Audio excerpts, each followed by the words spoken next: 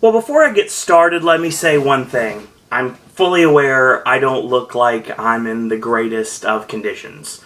I'm not sick or anything. I'm just extremely tired, and my sleep patterns haven't been the greatest lately. I've been waking up a lot lately, a lot more so than normal. I can probably explain why, but I'm not going to do it on here. So if you're curious about my well-being, then message me or tweet me or something like that, and then I'll let you know what's going on.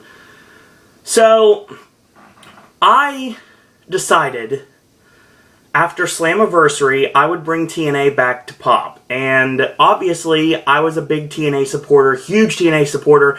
Went to the Impact Zone at Universal many times and bought a lot of merchandise, i.e. the shirt I'm wearing right now, and the Bully Ray shirt that I actually wore for the Raw recap yesterday.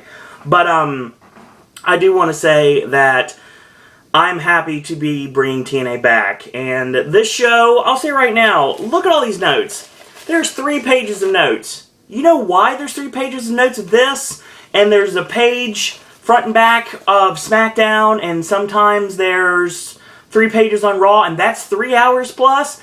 It's because I was very verbatim when it came to promos this time, especially the promo from Tommy Dreamer in the middle of the show. I wanted to make sure that was 100% verbatim. So that's the reason why there's so many notes, and that's the reason why I'm going to go through so many members mark notepads. It's always how it happens sometimes. So, let's talk about last week's TNA, shall we? I will say from now on that TNA looks like it's going to be the Wednesday videos. That's what it sounds like. TNA will be returning to Wednesday, and I'll be a week behind on everything, but I'm going to give you my opinion on everything, and just like I'm going to talk about what happened Impact last week from Bethlehem, Pennsylvania. And let's start off the show with MVP, of course. He comes out with his cronies being Lashley and Kenny King.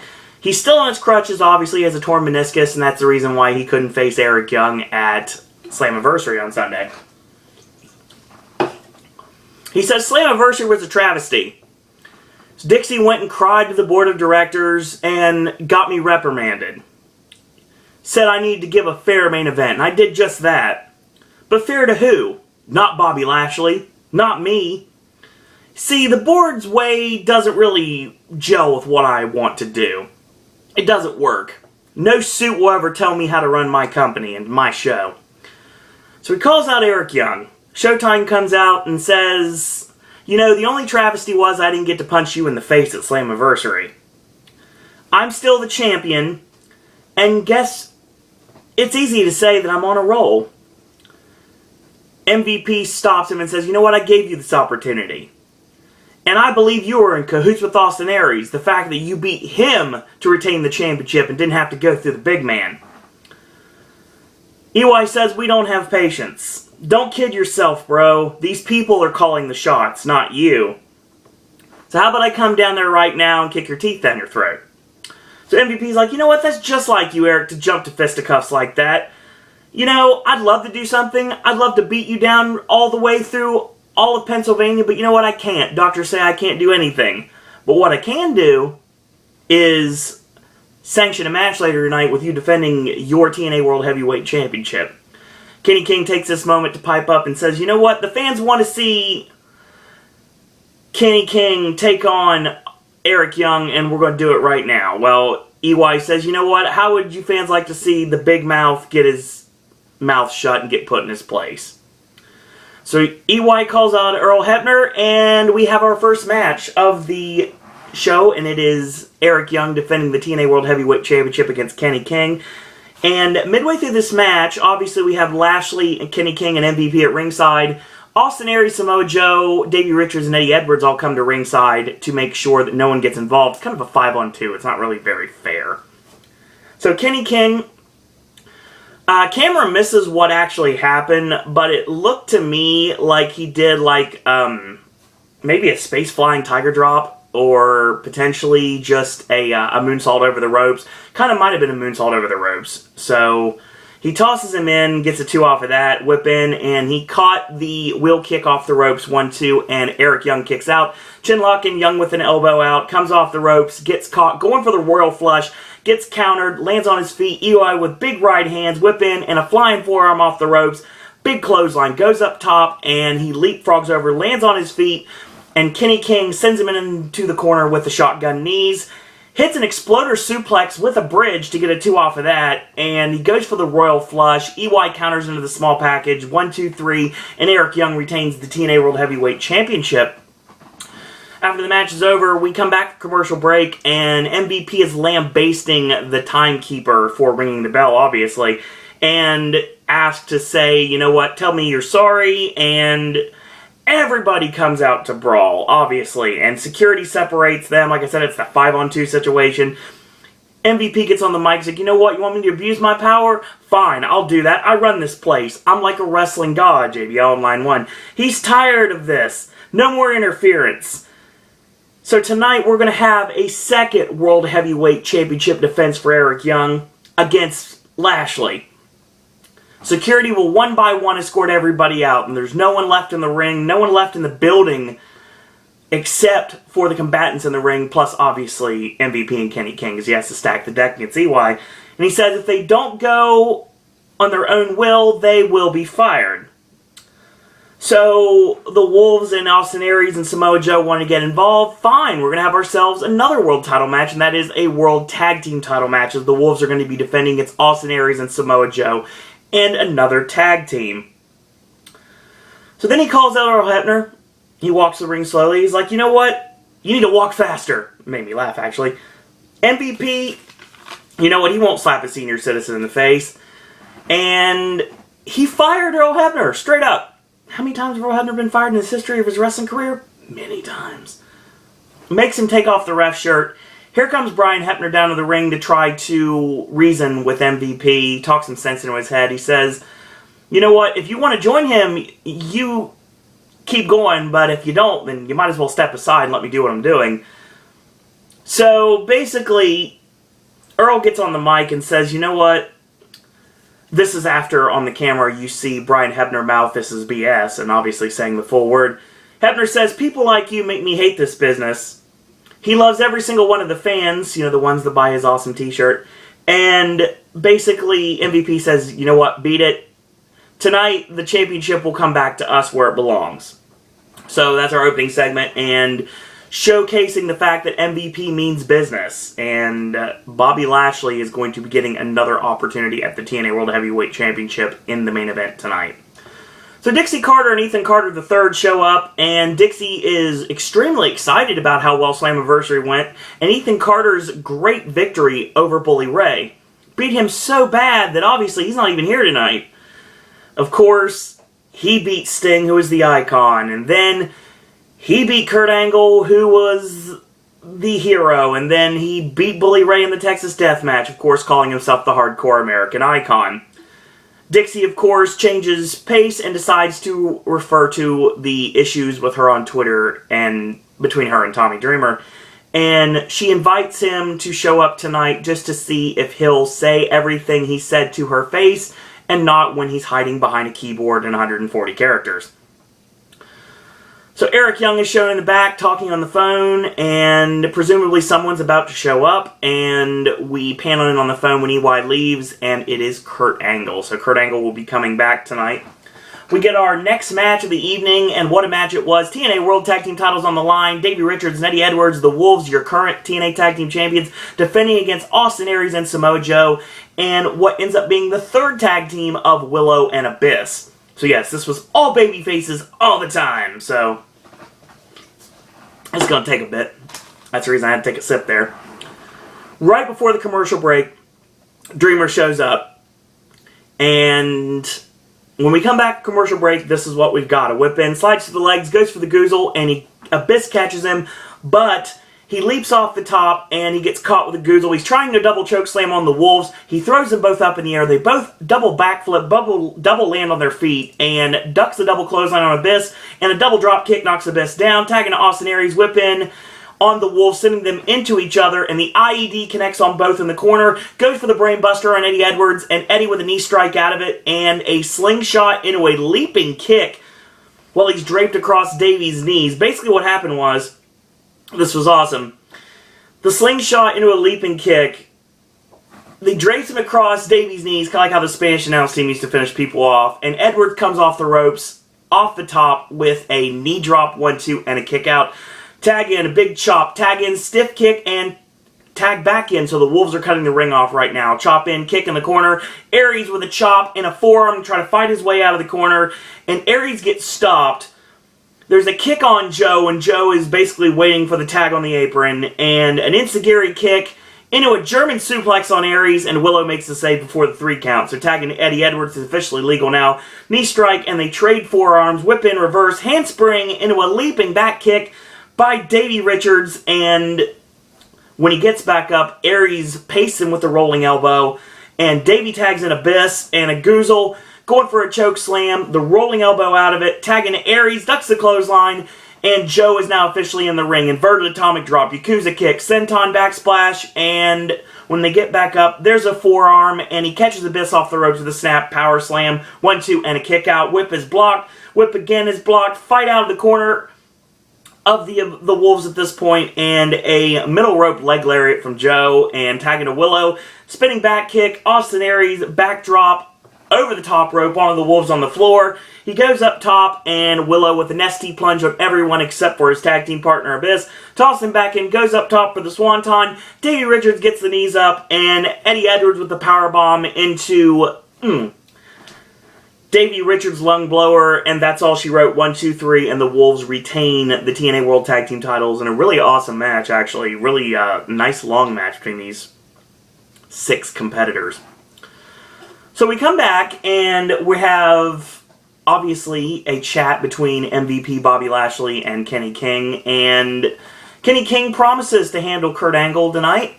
If he shows up, if he has the guts to show up, he's going to get handled by Kenny King. And MVP is like, you know what, I kind of doubt you're going to do that. He doesn't really have much faith in Kenny King. He was the one who lost to Austin Aries at Slammiversary, preventing a 2-on-1 on EY in the main event in the steel cage. You know, it'd be rather bad if Angle re-injured his already repaired knee. Yeah, it would be. So security kick out Samoa Joe and Austin Aries, so they're gone. MVP shows up in the locker room and makes the Wolves defend the tag team titles yet again, and they're going to be facing off against the team of Magnus and Bram. So, here's what I need to drink. Dixie comes out with Rockstar Spud. Spud wearing this really gaudy green casino-style jacket. She's celebrating the fact that EC3 destroyed Bully Ray. Dixie will never go through a table, she promises this, even though Bully Ray promised on Fox and Friends that she would go through a table. I really think that Wood is in Dixie's future, and I don't mean Surge. So, yeah, I'm going to say right now Dixie's going through a table in New York this next 3 days, one way or another. And I think it's a good idea for that to actually happen. She says she has haters everywhere. Doesn't matter what you think I should do to run my company the way you think I should run it. Fact matter, I'm in charge. MVP is doing what he's doing right now, and he's digging his own grave. So just keep what you're doing, MVP, and you'll be gone just as well. So that brings me to Tommy Dreamer. I invited him to come to Bethlehem, Pennsylvania tonight to talk with me. So she asks Rockstar Spud who he is, and he's like, but she, of course, doesn't know his name. And Spud says, yes, he's Tommy Dreamer. And she was like, did he ever work for me? And he's like, yeah, he worked for you. And he's like, did he ever win for me? And here comes Dreamer out. Dixie stops him before he's about to say anything. Gets a nice pop from the Bethlehem, PA crowd. Obviously, ECW has ran this building before, back in the day. Well, ECW's ran Bethlehem, Pennsylvania before in the day. ECW was all over Pennsylvania. Obviously, the home of ECW was Philadelphia at the arena. So, you know what? You ran your mouth in the ring at your little indie promotion. I invited you to come out and to apologize and take it all back. Dreamer gets on the mic, and you know how I do the Bray Wyatt promos if you are watching the WWE videos? I'm about to tell you why I have 3 pages front and back of notes. It's basically because of this promo. Dixie, first of all, thank you for having me. The crowd starts chanting EC Dub, of course. Personally, you and I have always got along. What I'm about to say is all business. And a lot of times, when I see your business, it leaves me scratching my head. And yes, we had a business disagreement, and then it blew up social media. But face it, social media has changed the face of professional wrestling. Hell, it's changed the face of television. My point is actually, it's funny that we first met on Twitter. I said to you, hey, Dixie, congratulations. You DM'd me, you invited me to your home, with your husband, with your kids. And we sat, watched a football game, and then we discussed about me coming here. Dixie says, I don't remember that. Okay, well, then you and I put together one hell of a pay-per-view called Hardcore Justice, and it gave myself, some hard-working men and women from ECW, some much-needed closure. You sat in this ring, drank beers with all of us. But, you know, the most important thing that you did that night, you did it for each and every one of them. Points to the crowd, obviously. You did it for the wrestling fan. And what happened to that woman who sat in the crowd with the audience? What happened to that, oh God, ever so gracious host that thanked the fans for coming to their events? I can vouch for this. She does this. She did this at every Impact Zone. Obviously, when I was in the front row at TNA, she actually did that, and I can vouch for this to be true. See, I leave TNA, I sit home, and you know what? At times, I'm pretty embarrassed to even say I'm a professional wrestler from the crap that I'm watching on TV. Because what you need to realize is your decisions not only affect the hundreds in the back, they affect the thousands in attendance, and they affect the millions watching at home. The entire wrestling industry wants this place to explode and be supportive of this company. Because you have hard-working men and women that would die for you.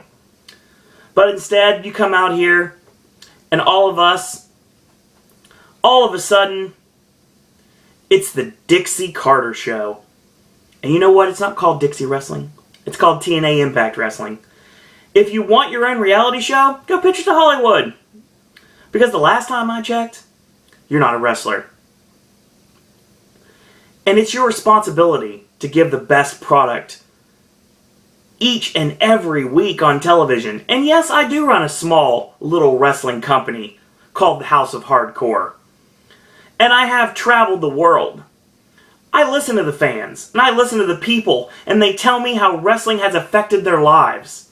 They tell me how doctors have said you're dying from cancer. Watch wrestling, because it can help you fight, because when you get knocked down, you're gonna get back up again. And Dixie, how I know there's still any good in you is because I watched the wrestling moment happen. You see, my greatest moments are with my friends, with my girlfriends, and my father, and I don't have them anymore. And at Slammiversary, I sat and watched that skybox of you with your father, your mother, your husband, with your kids. You saw Kevin Von Erich put the claw on, and you exploded like a little fan that you used to be. And for one moment in time, it wasn't about you, it was about us. So Dixie, damn it, for once in your life, remember what we want to watch. And for once in your life, do the right thing. The choice is yours. The wrestling business relies on your shoulders. Please do the right thing. She looks somber. She hugs Tommy Dreamer and knees him in the groin. EC3 comes out, jumps Dreamer. Rockstar Spud puts the boots to him as well, and they dump Dreamer out of the ring. We've created a war. So this is going to end up being a really awesome time for people that want to see Dixie Carter get her comeuppance. I will state right now, obviously I have no knowledge of what's going to happen in New York the next 3 days. Today, we have a taping at the Manhattan Center for Impact that'll be shown next Thursday. And I think that's correct. Yeah, this Thursday. And this coming Thursday, as in tomorrow, we're going to have Destination X be taped for pay-per-view. And then we have another taping as well, where we're going to see the return of Matt Hardy. Matt Hardy is re-signed with TNA. At least for this time, he's going to be working these shows. I mean, we're going to see Low Ki in these shows. And Homicide on these shows. I mean, the Rottweilers are back. And it's going to be awesome. And we're going to see Dixie Carter get put through a table. There is somebody that is going to show up. And I believe shows up tonight. Well, tomorrow night on Impact. That is going to join Dixie in the Crusade. This person, Ethan Carter III and Rockstar Spud against Tommy Dreamer and Team 3D is the match I think is going to happen in New York. And I think the end game is Dixie Carter getting powerbombed through a table. Now, obviously, Bully Ray has powerbombed people through a table in the Dudley Boy days that weren't necessarily wrestlers. And powerbombed people through tables that obviously were wrestlers. I think that this is going to be a huge reaction in the Manhattan Center when Dixie Carter finally goes through a table. New York is a great crowd, and it's going to be a really vocal crowd. I'm really interested to see exactly how these next 3 TNA shows in New York actually go off. And it sounds to me like it's a possibility that this is going to make Spike decide if they want to re-up or not. If they don't, TNA's going to have to find a new television home, and who knows what's going to happen from there. I, unlike most people on the internet, am not giving up on TNA. I don't think TNA is going anywhere. I do think it's awesome that Global Force Wrestling, Jeff Jarrett's new promotion, signed a deal with New Japan, and they're going to work together. Well, right now New Japan's working with Ring of Honor. I think that something could happen down the road if TNA is going to stay viable. TNA talks to Ring of Honor, and they sort of get a partnership, or at least so we can share talent on opposite shows. I think that'd be interesting.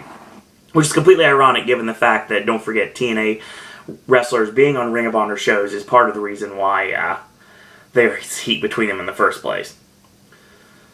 We'll see how that goes. Really heartfelt promo, and pretty much any wrestling fan would say the same thing to Dixie Carter's face, and I know a lot of people have. Very eloquent promo from Dreamer, too. I think it worked really well. I was very happy to see it happen, and Dreamer, of course, is a road agent. He does work for the company. Obviously, there's legitimate heat there, and justifiably so, given the fact they pulled Bully Ray off the show.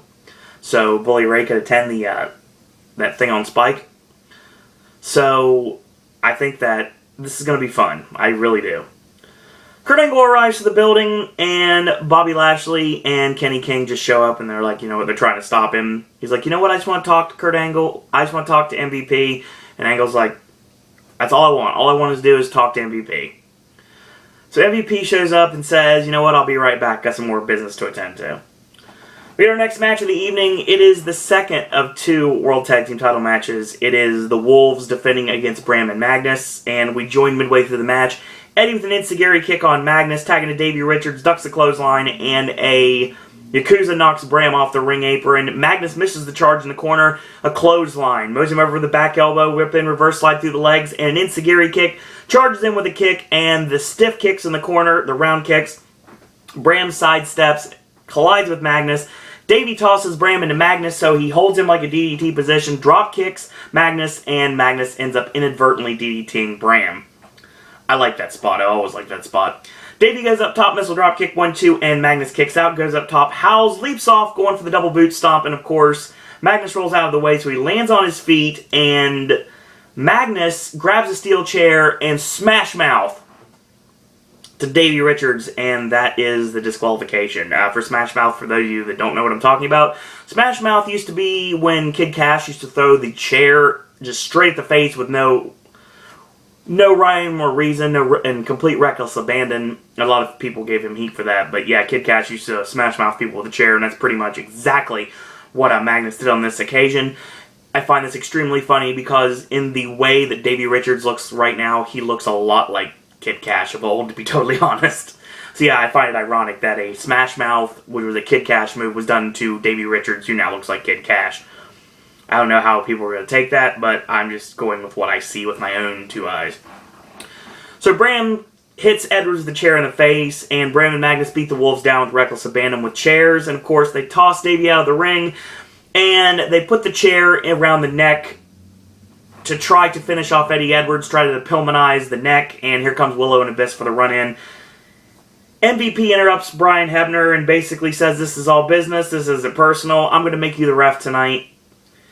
And are you not happy? You're not happy being the referee? He's like, you know what, I'm your boss. Do your job, count the 3, and there's not going to be any problems. So, of course, we get Magnus and Bram. They show up, and, of course, the cameraman has to ask them why they did what they did. There's like, well, basically they were paid off, and they were showing a nice wad full of cash. So, of course, Willow and Abyss attack, so this isn't the end between these 4.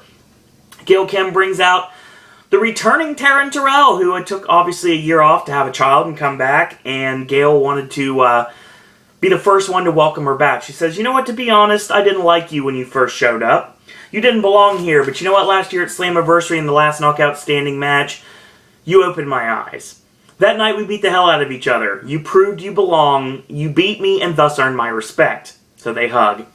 Taryn thanks the fans. She took a year off to have a child, then she came back, and she basically is going to go back to how she was in the Knockouts division. I won the first match, Gail. You won the ladder match. You know what? There's still one more match we need to have. How about we have ourselves a tiebreaker? Here comes the beautiful people. Angelina Love gets on the mic and says, you know what, Gail, who did die and made you the boss? Brooke Hogan left television and made her the boss, apparently. So, you lost at Slammiversary. You're not the champion. And you're not the leader of this division. Your opinion doesn't matter. Go away, Gail. Nice dress, ladies. So you're going to junior prom after this? The beautiful people attack Gail and Taryn. Taryn ends up turning it around when Gail's about to be taken out by the beautiful people. Taryn with clotheslines to both beautiful people, and Gail and Taryn toss the beautiful people out of the ring. So we're leading towards beautiful people against Gail Kim and Taryn Terrell. And I don't have an issue with this, because this is going to be a good wrestling match, actually. MVP wants to know why Kurt Angle is here. And Kurt basically is trying to say, you know what, do you think shortcuts are the right thing to do? MVP's like, what are you, my father here? What are you trying to say here? I mean, you show up, you want to fight me, you show up trying to give me Dr. Phil advice? You know what, no one can stop my plan. You're either with me or against me. Kenny King gets up in Kurt Angle's face one too many times, and Angle pops him in the face. He gets up and lashes his face like, what are you going to do? So, we get a shot of Gail Kim and Taryn Terrell getting kicked out. JB's in the back talking to MVP, saying, you kicked out everyone, and MVP's like, not everyone. JB, get a steppin'. So JB gets kicked out, and then he's like, you know what, that's my camera, you leave too. So the cameraman bombs out in his New Balance, and he leaves. So yes, this main event is going to be no interference, with of course the exception of MVP and Kenny King at ringside. Showtime, Eric Young defending the TNA World Heavyweight Championship against the Destroyer Lashley. In your main event, we go midway through this match, and there's a cover on Lashley, from Lashley, for a 2 count. That was right after the commercial break. Short arm clothesline. Nice hanging vertical suplex. At one point, it was done with one arm, and he gets a 2 off of that. Whip in. He charges in, and EY gets the elbow up. Lashley goes to the well again and eats the boot in the midsection, ducks the clothesline, 5 big right hands, whip in and reverse, big flying forearm from EY. A drop kick goes up top, flying body press connects 1-2 and a kick out. Whip in, he goes for the charge. He puts on the brakes before he hits the corner, and Lashley ends up getting whipped in again. He gets reversed, and EY with the whip in. He gets reversed, and Lashley whips Eric Young into the buckle, tip up, and he lands on the shoulder. Lashley probably going to go for the Dominator here, and he lands on his feet. A backdrop by Lashley. EY lands on his feet, goes for the pile driver. It connects. 1, 2, they pull the ref at 3. So, of course, Kenny King tries to intervene, and EY swings at him, and King ducks. He hooks EY for the shot. Lashley charges. He nails Kenny King, knocks him off the ring apron. So this allows for EY to hit a boot in the midsection and a very nice DDT. Goes up top for the Showtime elbow, and Lashley's out of the way. When he reaches his feet, he spears him into oblivion. 1, 2, 3, and Lashley is your new TNA World Heavyweight Champion. MVP hugs him, and Kenny King traps the arm in the chair, trying to Pillmanize the arm of EY, trying to break the shoulder, break the arm, and he stomps away, and he's working over Eric Young. And here comes somebody over the barricade through the crowd, and it's Bobby Roode showing up on the behalf of his former Team Canada brethren, and he tosses Kenny King out of the ring. He jaws with both Lashley and MVP on the floor. Kenny King tries to get in the ring. He eats a couple right hands, gets tossed over, and that's how we go home on Impact this week. So, yeah, I'm all up for this. Seeing Bobby Roode come back in the main event, and Bobby Roode and Eric Young working together as a main event tandem to take on MVP's goons, Kenny King and Lashley. I know this is going to happen. I know this is going to lead to something soon. Welcome back, Bobby Roode. It's been quite a while since he's been seen on television, and I think it works really well with what they did here. So, yes, I know our end game here is obviously going to be, I would say Lashley at this point would be a transitional champion. I actually would say right now he doesn't make it out of New York with the championship. I could be wrong, but obviously we have option C because Destination X is coming, and the person who is the TNA X Division champion, which right now is Austin Aries, at said Destination X event is getting a crack at the TNA World Heavyweight Championship, whether it's Lashley or whether it is the person that wins a Battle Royal tomorrow night on Impact, spoiler alert, that I won't tell you who it is, that actually gets a shot against Lashley before the matchup against Austin Aries can happen at Destination X. So yeah, I think Lashley potentially is a transitional champion. I don't know. It could depend. We'll see what happens. New York's going to have some awesomeness. The Great Mood is going to be in New York. The return of the Hardy Boys teaming together for the first time in TNA in a long time is going to be on the third night of tapings, this Friday night TNA tapings. And obviously Destination X brings a lot of superstars from the past. Low-Key, Homicide, a lot of superstars. Low-Key's coming back. I don't know if he's coming back for good or not. That's pretty awesome if he does. I always thought Low-Key had a great run in TNA, whether it was Senshi or whether he was Low-Key. I would think that it would have been a great idea for Low-Key to come back, and I think that it's a great idea for it to happen. Eric Young, of course, getting a rematch, I'm sure, against Lashley soon. I think it probably happens on this show. Obviously, the Dreamer and 3D fighting off against EC3, Rockstar Spud, and the person that returns to Impact on tomorrow's show. Spoiler alert, former ECW talent of his own right. That's going to happen. We have the Beautiful People feuding with Gail Kim and Taryn Terrell. I don't have an issue with that. I really like the tag matches that we saw on the show. 2 great tag matches. We have a great tag team division in TNA right now, so hopefully they do something with that, and we'll see what happens from this moment forward. No James Storm, no Mr. Anderson. I mean, there's a lot of superstars that were not on the show, but it was okay because it worked really well. The show actually worked really well. I would definitely recommend the promo that Dreamer cut, the very heartfelt promo Dreamer cut. Eric Young and Kenny King, I want to see these guys go a lot longer. Both tag matches, I recommend those. The main event was good for what it was, and yeah, that was about it. So yeah, that was Impact for this week. TNA fans, I will join you yet again next Wednesday, a week from today. We're going to talk TNA Impact from this week as we, I believe we're still in Bethlehem, PA for one show, and then, of course, our next 3 weeks are going to be in New York. So that's going to get us into July. So that'll be really interesting to see where we go from here. And, like I said, TNA has now returned to Pop, so hopefully you guys enjoyed this video. And we'll talk more TNA soon. Wrestling fans in general, we'll talk WWE Money in the Bank, which comes up this Sunday, and we have Ross on Tuesday, SmackDown and NXT on Monday, and all sorts of things coming. AJ's movie reviews on Friday. We have a potential spoiler alert coming down. We have an Ashley review coming on Saturday. We have a brand new Versus coming on Sunday. New Halloween Horror Nights video probably coming tomorrow. I haven't quite decided yet. I think that's probably going to happen. Kind of depends on the situation tomorrow. We'll find out. Any new news, we'll break that. So, in the meantime, if you like these videos, tell your friends about them, leave a comment, do subscribe, help spread the word about Pop. If you haven't yet, like our Facebook fan page. It is facebook.com/Suro and Disney Pop. Or if you'd like to send me a friend request, add me as a friend on Facebook. It's Owen Disney. Want to follow me on Twitter? It's @SirOwenDisney. Last but certainly not least, you want to send your thoughts, comments, queries, and opinions. You want to become a popcaster yourself, want to talk wrestling with me, Disney, Universal, Halloween Horror Nights. Ask me questions I never answer in here in a million years.